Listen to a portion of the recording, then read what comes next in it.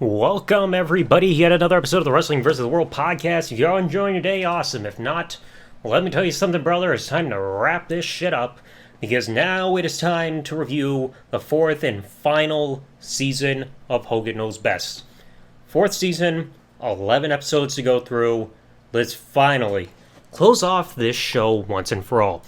So the very first episode of the season, called Warlock Headlock, beginning where Linda and Brook are driving in the car, and Linda is just stressed out about everything, even yells at Hulk over the phone before even chucking her phone right behind her. I think she's driving a Cadillac. She's just like, "Arr!" So much stress is going on. By the time she comes home, she's arguing with Hulk and everything, and they're teasing a divorce, being like, both of them are like, "I'm tired of the fighting, I can't live like this." But then they decide, hey, why don't we go to a marriage counselor and just try to fix the fighting, because it's been going on for like 6 months. Hulk is feeling sexually frustrated because Linda's just like never in the mood. So we at least know why Hulk's stressed, and Linda's just stressed about everything else. So the counselor decides to give them some suggestions on what to do going forward to kind of rebuild things between them. So one of the things is they both have what's known as a wish day. So both of them get like 3 wishes, kind of like a genie, just without anything to rub. And the other person has to abide by it, like whatever their wishes are. So you have one point right off the bat where Hulk rolls around on his Segway because he doesn't want to walk, and Linda walks beside him. They decide they want to talk, just not about anything stressful, business related, no phones on. But the problem is they're walking and they have absolutely nothing to talk about, because they just can't figure out what to talk about if they don't have their phones around, or they're not talking about business or anything stress related. So, ooh, not a good sign there. So the next day, Hulk has his wish day with Linda. First wish, he wants her to help shave his back while wearing a bikini in the shower. I mean, she's skeptical about it because she doesn't want to wear a bikini, but it's like, hey, it's wish day, gotta do it. Second wish, they lay on the roof together just to relax in the sun and everything, and surprisingly, they don't have any fighting. And then I guess the third wish, leading into the commercial break, they end up, after the kids leave, they go back in the bedroom and bam, get it on. So then after this, the commercial break happens, they come back, and they're meeting with the counselor again for a checkup, and Hulk starts talking about what he's feeling and everything, saying that he's attracted to Linda no matter how she looks, and especially likes it when she's all rowdy and just crazy acting and everything. They start both reading a list about what they know about the other person in terms of what they like, what they're stressed out about, their desires in life and everything. Like, Linda just wants to be happy, Hulk wants to be happily married forever and financially set, which is understandable. And then, of course, they bring up the topic of divorce, how they've discussed it, and Hulk just doesn't want to see that happen because he hears Linda talk about stuff she wants to do, but he thinks it's only healthy if they're talking about stuff that the whole family can do, because he doesn't want to imagine anybody doing their own thing and the family just getting broken up. But of course, we'll see later that ends up happening anyway. Later on, Linda finally has her wish day, and her first wish is Hulk to bring her breakfast in bed, which happens, but of course it's pretty much like stuff he's reheated out of the refrigerator. And she also asks for Hulk to express his feelings about Linda in form of a poem that night for dinner. So I mean, alright, that's nice, but Hulk is struggling to even think about anything, so he asks Brook to help, because his poem is just going nowhere. And afterwards, he also does something nice by setting her up a bubble bath to help her relax, but then stops Hulk from joining it. It's like, no, this is my bath. And at that point, Hulk's already in his underwear. He's like, alright, enjoy your bath, and he freaking walks away. Then finally, at the end of the episode, they're sitting around in the living room, they're having dinner, and Hulk finally reads this poem, which gets everybody emotional about how he's feeling about their marriage at that point. He doesn't want to fight, he wants to keep the family together, so it's just like, it really gets to all of them. Like I said, wait until the final episode and the updates that you're going to hear about by the time the series finale happens. Episode 2, Brook's Bodyguard. So, at this point, everybody's got their own stuff going on. Nicholas is drifting. Linda has to take care of somebody. Hulk's trying to get back to work. So, Brook pretty much has nobody to watch her, so they'd all decide, why not just get Brook a bodyguard for when she's going on tour? Because she's about to go out of state, I think, to to LA for some appearances. But they'd say, hey, you need a bodyguard because you're almost 20 years old, and you just can't be trusted on your own. So Hulk interviews a bunch of bodyguards, some of them more promising than others. He decides to hire this guy called Fred, aka Big Fred, He lays down some rules for him, which involves, like, updating him every hour about how Brook's doing, which is like, Jesus Christ, Hulk, you can't keep doing that. And also saying, keep the guys away, no alcohol. Brook gets on her flight. She has a couple media appearances to make. And it's her first time going somewhere without her family, so that's a surprise there. She feigns having issues in the bathroom when she's trying to get to the hotel just as a joke on Big Fred. And when Fred tries to book his hotel, Brook behind his back is trying to tell him, hey, don't let him be on the same floor as me. So they end up making that happen. And she even vents to the camera crew afterwards when freaking Fred goes to his room. She's like, oh, I want to shoot that guy, because she just can't stand him because he's constantly intervening in everything. She even tries working out at the gym, and every single time a guy tries coming along with her just to talk, freaking Fred's just getting in the way every time. It's like, come on, let her freaking communicate with her fans. All right, they're not doing anything. They're not getting crazy. They're not feeling her up or anything. It's like, chill out, dude. They even have some fun at the radio show later on in L.A., and they have a little fun with Fred being like, oh, what would happen if this guy who's here on our team attacked him? And you had Fred tackle him to the ground, all fun and all that stuff. But then the radio host decides, hey, there's a way you can sabotage him. Just tell your father that he's hitting on you. So eventually Brook goes to the Wild 'N Out show, which is hosted by Nick Cannon. I don't know if it was still on if it was on VH1 or MTV at that point. Brook finally calls her dad at the hotel from the hotel and saying like, "Oh yeah, he's like really into me. We're actually getting along." Afterwards, when they finally get home, Hulk talks to Fred, and it's just like insinuated that, according to Brook, when they're holding hands, being all friendly, everything's like, "Oh yeah, Fred's got a thing for Brook." And at that point, Hulk is just like, "All right, we can't keep this guy around." Kicks him to the curb, and they rehire a brand new bodyguard because, like, again, Brook, you can't be on your own. So they actually hire a woman who's a martial arts expert, and of course that excites Brook because, like, hey, two women, like, they can be friendly, like minds, and oh, we can go shopping, yay! So yeah, I'm sure Hulk's excited about that. So that's episode 2. Episode 3, Hulk's Extreme Makeover. Oh, there's a bit of there's some references in here too, and you'll understand this in just a bit. So Hulk finally arrives home from the gym. He's sore, and his family just gets right on his case for his fashion sense, because it's like he's got pants that look like they're from the 80s, and he's got the fanny pack on, and he actually brings out everything that he's got stored in there, like credit cards, business cards, driver's license, remotes, eye drops, everything. It's like, that fucker is full. So they decide, hey, we need to update your look. You don't need to look like an old man or anything. So they try changing his looks up to help him. Brook starts off by trying to style his hair and puts him in freaking braided pigtails, gets laughed at everybody. To decide, hey, why don't we put some wigs on him?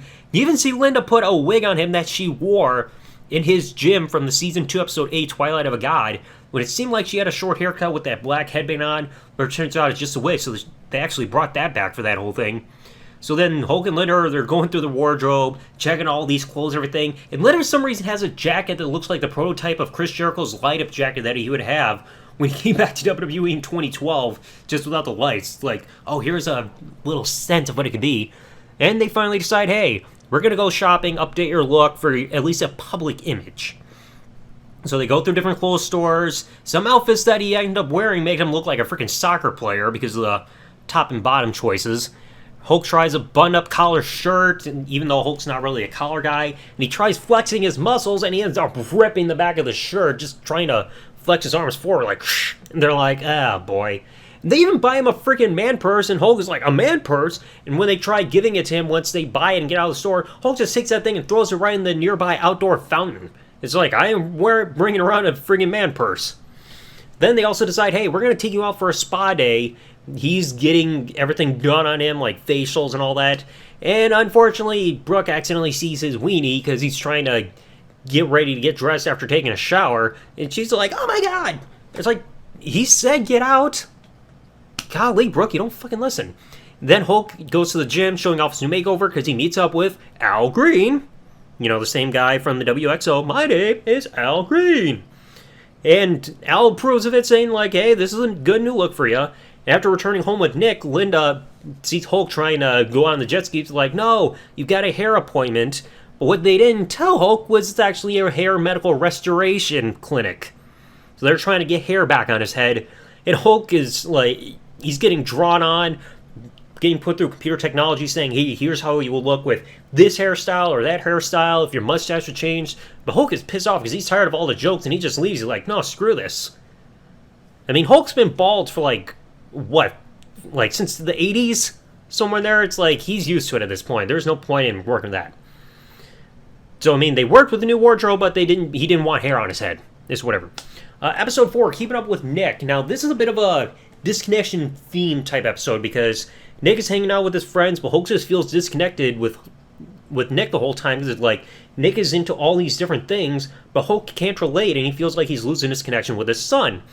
I mean, Nick is even trying to instruct Linda and Hulk on what instant messaging is and all the acronyms for, like, typing on the computer, and Hulk is sitting there on the laptop trying to freaking type, like, one letter at a time because he doesn't know how freaking laptop works, or a MacBook, or whatever they're doing. It's like, S-H, where's the space bar? So he's trying to get into that in order to at least communicate with Nick, and Hulk even tries to get into rap. So he's going to the friggin' store, and he's just like, oh, here's all these different friggin' musical artists, and he's like, does any rappers have like a proper name and everything, like Tom or whoever? And he even tries listening to Young Jeezy, who he keeps saying Young Cheesy. It's like, Hulk, read. I mean, he's even rapping while constantly replaying a certain song in the truck. He's trying to rap it along like he's into it. And he's even watching that show The Hills, which I've never heard of, just trying to seem like he is in tune with his son. He even asked Nick to help him out to try to get Young Jeezy songs on his phone, but Nick is actually taking a surprise. It's like, since when do you listen to Young Jeezy? But again, Hulk keeps saying Young Cheesy or Jay-Z or whatever the fuck. And he actually offers to bring Nick to the shooting range, which actually is an outdoor one, but just like what we had in the second episode, Nick has other plans. He can't go to the shooting range, so instead he actually brings Brook. It's one of the outdoor shooting ranges where, like, the frisbee is getting chucked, and you shoot him in the air. Pull! Pew! And Brook ends up having a good time. Then afterwards, Hulk decides, hey, we need to do a family thing. Why don't we go go-kart racing? So they go indoors with the protective mask and the helmets, and of course, Nick wins the race. But then Hulk is like, oh, this didn't impress Nick. Why don't I get into drifting? So they ends up going to the same driving school with the same instructor from Season 3, Episode 9, where Nick was trying to get into drifting and everything and trying to get his license. And Hulk actually gets the hang of drifting and even impresses Nick by showing up at the track. It's like, oh, let me try drifting, brother. And he ends up freaking killing it and surprising Nick. Nick's like, when did you learn how to drift? I mean, like, and Nick even opened up. He's like, hey, you don't have to be interested in the same stuff. You're my dad and everything. So it's like, hey, at least they patched that stuff up. So that's episode 4. Episode 5, Hogan knows workouts. So right off the bat, Linda is talking about how she wants to start working out and everything. So it feels like a slight bit of the same premise of what we had with Rent a Guru, only without a guru this time. Linda is like, I want to work out. I want to get into bathing suit shape. But then Hulk is like, hey, I want to work out with you to help you out. But Linda's like, no, I know your routines. We'll be in the gym for 4 hours. No, I want to get a trainer.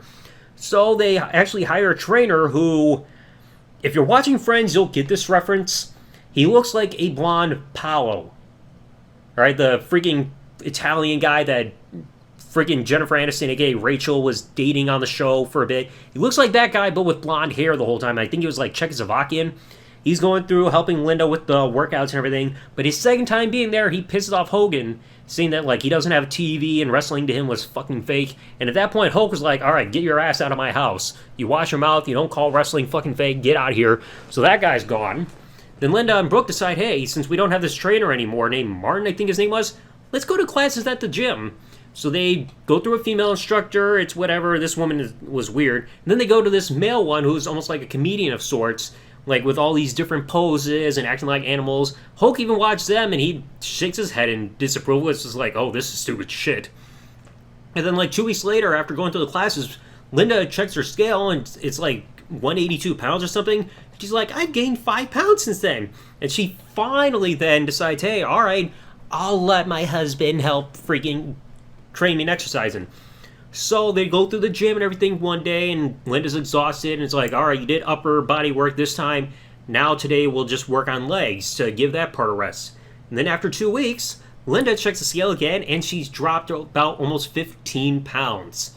So she loses almost 15 pounds in 2 weeks. It's like, Hulk's regimen works. Just like, hey, this is what happens when you finally listen to your husband, who's a freaking exercising maniac over the years. Minus the steroids. Episode 6, Brook's older boyfriend. And we also get a recurring character finally coming back. So Hulk is met at the front door because a guy appears there at the door with a bunch of roses, but it turns out it's all for Brook from a guy named Mark. But when they start questioning her about it, she doesn't exactly want to answer the questions about who is this guy and any other details about it. And even at one point, she's supposed to go on a date with him, and she actually runs out of the house to make sure that they don't meet Mark yet, because there are some issues there. They both go hang out at the Seaquarium or whatever, and Brook ends up preparing Mark for any potential questions. He's like, hey, your dad's not going to intimidate me, but then she preps him saying, okay, here are some questions that he might ask, like, what do you do, sexual history, do you have AIDS, and all that other shit. So, like, eventually she's talking to the family, and she's like, all right, you guys get to meet Mark, but I'm going to lay some ground rules here. And she even makes a reference to episode 1 of the series, saying that, oh, you're not going to force us to go on a date and take this car with a GPS system in it. So she's aware of what happened at the series premiere with freaking tracking the first date. So they finally meet Mark, they learn his background, including the fact that he was a big wrestling fan as a kid, but then they find out that he's 30 years old. And saying he looks like he's 5 years younger. But the problem is, he's 30 at this point, Brook is 19. And you might want to remember that because there's the continuity error a few episodes later there too. So then they're going on a date and everything, and you actually get Big Show appearing on the show again. He's at the house playing a big Guitar Hero with Nick before talking about Brook's dating situation with Hulk. And Big Show is like, hey, why don't you find another guy to kind of take her mind off it? And that's when Hulk decides, hey, why don't I bring back Jerry from season 2, that Hogan boyfriend test episode, to kind of get her mind off everything, because, I mean, technically they said they dated, so that's bringing back an ex-boyfriend, but Hulk tries to say, oh, just bring him here for the weekend, have some fun. Jerry arrives, and that surprises Brooke. She's like, oh my god. And then while Jerry's there, that's when Mark comes in, takes Brooke out for a date, and things get awkward when Hulk lets Mark know that, oh, this is Jerry, he's an ex-boyfriend of Brooke, and Brooke's even getting all awkward about it. But then when Jerry asks about Mark, that's when freaking Hulk lies, saying like about information about Mark, saying that it's like, oh, he's just some other guy in town or whatever, it's business related. So he's lying to Jerry, not revealing that, hey, that's her boyfriend, that's the guy she's trying to fuck. So Brooke and Mark, they end up going to dinner, and Mark asks about Jerry, and then Brooke tries to say, oh, he's just an ex, there's nothing to worry about, it's all good, don't have feelings or anything. Then later on, Hulk actually takes Brooke and Jerry out on the boat to relax, and Hulk's feeling prideful. It's like, oh yeah, my plan is working. She's not thinking about Mark. It's just like, come on. Then Hulk decides, hey, you've got this day now to go hang out with Brooke. You can take one of my cars, this fancy yellow one, and here's extra money to keep taking Brooke out to these different places for dates and all that stuff. So then Jerry and Brooke are going out to eat, and then Mark calls the house like, hey, I'm supposed to do something with Brooke. And then Hulk spills beans saying like, oh yeah, Brooke's going out and doing all these things with Jerry, which pisses off Mark. And then while Brooke is supposed to be having dinner, Mark calls, and I think he pretty much dumps her over the phone while she steps away to take the call, because it's like, oh, you're hanging out with Jerry instead of me. Go away. Not here to play games or any of that shit. And Brooke just keeps silent about it. Like when she gets back to dinner with Jerry, when they come home, she sees that, oh, my parents are watching. We got to piss them off. And then that's when they start making out to close the episode. So it's like, hey, you wanted her attention off Mark? There you go. Episode 7, Hogan's Go West. So every year the family goes on vacations and everything like that, having fun. But this time it is Linda's choice, and for some reason she chooses to go to Wyoming because she wants a country-themed vacation. But it's like, what does there do really in Wyoming? Do they even have a population there? Honestly, don't know. So they take a private plane to Wyoming, they get a tour of a nearby town, and they get brought to a city with a population of like 50 people, but they don't even have like a Walgreens or even a McDonald's anywhere near there, which is like, what the frick? And then Nick and Brooke are at the ranch, and they're like, we don't have phone receptions out here, so it's like they gotta live an easier lifestyle there, like when they get into the ranch that they're renting for vacation. So the family ends up having to take a lot of time, but they're actually having to do chores right off the bat, like with wrangling animals. Hulk doesn't want a part of it. They're having to shovel up cow feces and then taking care of steers, feeding, and all that stuff. Linda's having a good time, but nobody else is, because it's like, this ain't a vacation if we're doing chores. But then they finally start having fun afterwards. They're going horseback riding, but Hulk can't even control his horse because his horse is just standing there eating grass, and Hulk's like, come on, go, brother, go. So it takes a while for Hulk's horse to even start going. Everybody enjoys a big dinner and everything, and Brooke even tries the milk that she milked from a cow just a bit earlier in the episode. And it's like, oh my god, this milk is really good. So it's whatever. And then when they have a big party or whatever at the house, Nick decides to fuck with Brook by putting a public restroom sign on her door when she's isolating herself in her bedroom. So people think to go in there to go take a piss. And then Nick even scares her later that night by taking a deer head off the wall from, like, think inside the ranch, ends up holding it in front of the window in order to scare the shit out of her. It's like, good move. And then finally, by the end of the episode, they do a bit of an outdoor shooting, have an outdoor shooting range with logs and beer containers and everything, shooting that.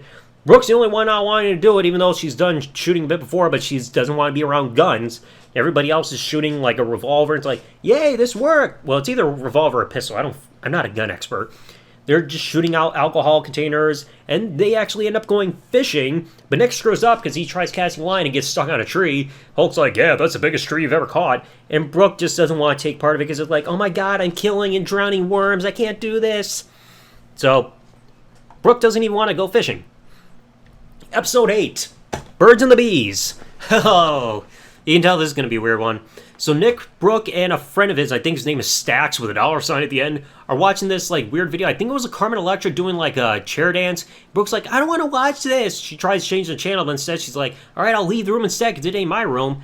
And Nick and his friend Stax decide, hey, why don't we go join an art class for like new drawings and everything? So they do it, and like they're drawing on drawing pictures of a female nude model, but the teacher just keeps criticizing them at every turn for how they're drawing stuff, the proportions of everything, like breast sizes and the waist, and cracking jokes and talking to the model. It's like, this guy's on their case about everything. Then you also get a bit of a cut over to the family who is at home by themselves, just Linda, Hogan, and Brook. They're saying like, hey, Nick might be sexually active, and nobody's even given him the talk yet. And Brook even admits that she knows how sex works because she actually caught their parents in bed when she was 5. So it's like, oh, there's no stork. I caught you guys once in bed, haha, whatever. So Hulk decides, hey, I'm gonna have to have the talk with him. But then Hulk is also at the gym and once again runs into Big Show. And he's talking to Big Show. He's like, hey, do you think Brook is having sex, or Nick is having sex, and Big Show can't even give a definitive answer? He's like, So he can't even give an answer if he thinks Nick's having sex yet. And then Big Show actually joins him at Hulk to the bookstore to try to get books about sex education. They're trying to read about like STDs and all that shit. And Hulk actually buys a good handful of books to help educate Nick. But then when Hulk is sitting down talking to Nick about STDs and pregnancy and everything, Nick is just cracking up because of all the freaking references that Hulk is making for comparisons with sex. And then Hulk even admits he at one point had scabies, but because of a dirty bed. So it's like, it doesn't seem like Nick is taking this whole thing seriously. So they do something that I'm glad I did not have to go through in high school. The whole robotic baby treatment. Yes, he has to take care of a computerized baby, and he gets a report card at the end about how good of a father he is. And then Nick is told, hey, if you don't take part in this, you're going to be grounded for 2 weeks. So he's pretty much forced into all this. He tries hanging out with his friends with the baby. The baby keeps crying. He's driving everybody nuts to the point where Nick can't even take time to even eat lunch because that baby is just driving him crazy. And he even has to reject an opportunity to hang out with his friends because of the responsibility. So then Nick finally gets like 2 hours of sleep, and then they show the montage at the beginning. It's like, wait, where's the baby? And he opens up his guitar case, and there's the baby crying everything because that's the only way he can muffle it. And finally, after 24 hours with the baby, they get the report card, and Nick gets a C for a grade. They're like, all right, that works. But they had a lot of criticism there. It's like, oh, you didn't change the baby, you didn't rock it at this time, you didn't feed it at this time. I'm glad I didn't have to go through that in high school. Alright, episode 9. Third to last episode, Hogan's in Disguise.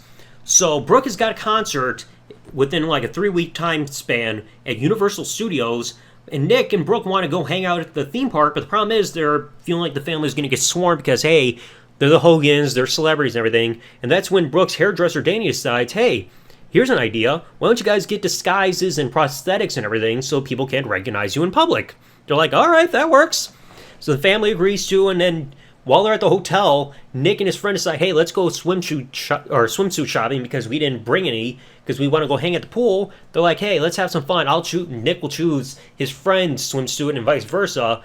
And they're ones that are getting everybody's attention, and yellow and pink Crocs. It's like, yellow, pink. So they just make fools of themselves and everything in public with a weird swimsuit and everything. So Brook finally has her concert without any problems, and I noticed something here. Jimmy Hart is there at the concert to open up the show. It's just like everywhere this family goes, there's either Jimmy Hart or Eric Bischoff. Like, my God. Like, I get it. Jimmy Hart is close to the family, but why does he have to be everywhere? This ain't wrestling.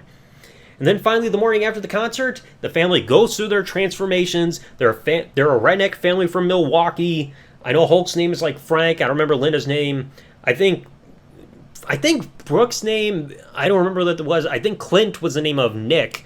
They got all these different outfits and everything, so it's like, hey, now we can enjoy ourselves. So they're going roller coasters. Hulk does that whole hammer swing to make that freaking metal bar or whatever hit the bell at the top of the pole thing. I can't remember what that thing is. Just like, ding, you guys know what I'm talking about. Then Hulk decides, hey, I'm going to ride around in this mobility scooter. But then at one point he freaking crashes into a wall and everybody helps him to get back on the thing because like, oh, this is an older, large-sized man. He needs help up. And Brook sits on the side. Everybody's trying to relax. And then she's talking to this random guy about Hogan Knows Best. Ask guy, hey, do you think Brook is hot? And he's like, I don't know. Well, do you think she's fat? And he's like, yeah, a little bit. And it's just like a freaking record screech sound effect there. And after that, the family was like, all right, we're tired, we're hot. Let's get rid of this disguise. They all get rid of their disguises and everything. And then everybody draws a crowd. It's like, oh my God, it's the Hogan family. Yay. So they closed the episode. They had a good time. They went most of the time without getting recognized until they decide, hey, we're going to reveal ourselves anyway. But it's like, hey, that was the only way they could enjoy themselves for just going to a theme park, because that's what happens with celebrities. You're going to get swarmed. All right, episode 10, the second to last episode of not just the season, but the series, called Brook Breaks the Bank. Linda and Hulk get on Brook's case right at the beginning because she's spending more money than they're taking in because of her shows and everything. They decide, hey, Brook, you need to learn financial responsibilities. So we're going to make you in charge of your own money. You're going to have your own amount of money to spend, a limit. You got to learn all this stuff. And it gets bad right off the bat because Brooke goes shopping for her dancers and she spends over $1,400 in one sitting. And Brooke even admits this is not going to be enough because that's going to cover like 2 or 3 songs because her dancers, when they're doing their act, they got to go through a costume change midway through the show for dancing and everything. And she even talks to Glenn. She's like, oh, my family wants me to be financially responsible. I might as well also go out and get my own apartment. And I think the apartment that they actually visit is the same apartment that they'll actually be used for a setting for Brook Knows Best coming up, if memory serves me correctly. But then Brook is like, all right, how much will it be to own this place? It's like $6 million for their apartment, but to rent it, it's like 20 grand a month at the least. It's like, good Lord. I mean, that's a lot of money just for anybody's sake. But then afterwards, Brooke comes home. She talks to Nick, like, oh my God, my credit card got declined at the store. I had to leave everything there. And she calls the freaking credit card, and it turns out it's because her card's deactivated because she ain't paying the bill. So she's got to do that in order to get it turned back on. And then Hulk gets some statements in the mail, and it turns out that she had 2 checks bounce in the meantime, and she doesn't even know how to balance her checkbook. So Hulk and Lynn have got to sit down with her to understand finances, balance her checkbook, figure out what your limit is with money, make sure that you're getting a proper amount in and you're not spending more than you're making, everything. So they got to have this sit-down talk about all that. Then after Brooke is caught reading a book like Financial Responsibility for Dummies or whatever, Nick decides, hey, why don't we talk to a finance guy, try to get you some endorsements to help going forward. And even Glenn tries chiming in to help figure out her expenses with how many dancers you need, how much it'll cost for travel and hotel and clothes and everything. And then Brooke reveals, hey, I spent another $6 grand on clothes and everything. It's just like, good Lord, woman. I get it. Women like shopping, but you got to be careful. All right. Then afterwards, Brooke finally gets her performance. She's up in New York. First performance since she was forced to go through this financial responsibility. And Brooke is exhausted because it's like, hey, my equipment sounded like shit because I didn't have much money to work with. So that's whatever. Then when she gets home, she reveals, hey, I've got a possible endorsement deal. I think she said like MasterCard for like 6 figures. So she's hoping that money's going to help with the budget going forward, but not all of it's going to go for, she's not going to spend all that money at once for shows and everything. And then she has another show at Sunfest, which gets introduced by Jimmy Hart. Again, why is he everywhere? And then here's continuity issues. Hulk introduces the show. He's like, hey, here's my 18-year-old daughter, Brooke. But 4 episodes prior for the older boyfriend episode, it's established she's 19, not 18. Because they established her boyfriend, Mark, was like 30, so there's an 11-year age difference. So how was she 19 in that episode 4 episodes prior, yet she's 18 here? I mean, I get it. Last season we went through continuity issues. Same thing with season 2, but come on.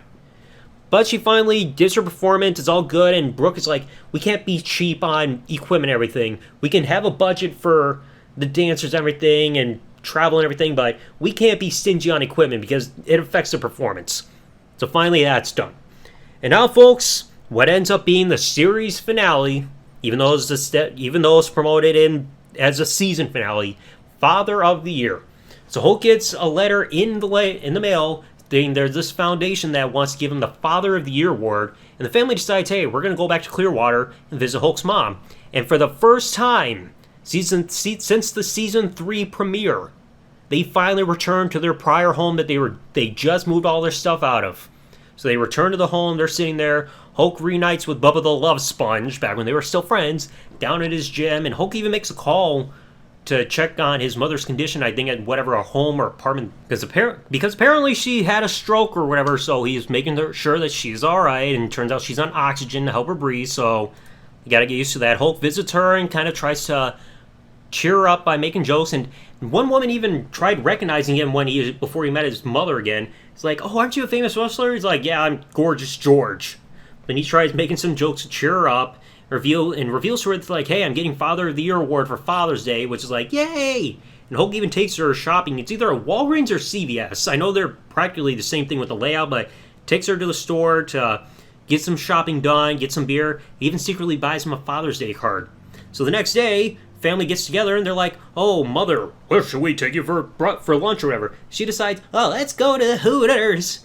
But the whole time, friggin', she's trying to talk and everything, and Linda's interrupting her, so it shows that Ruth, aka Hulk's mom, and Linda don't like each other.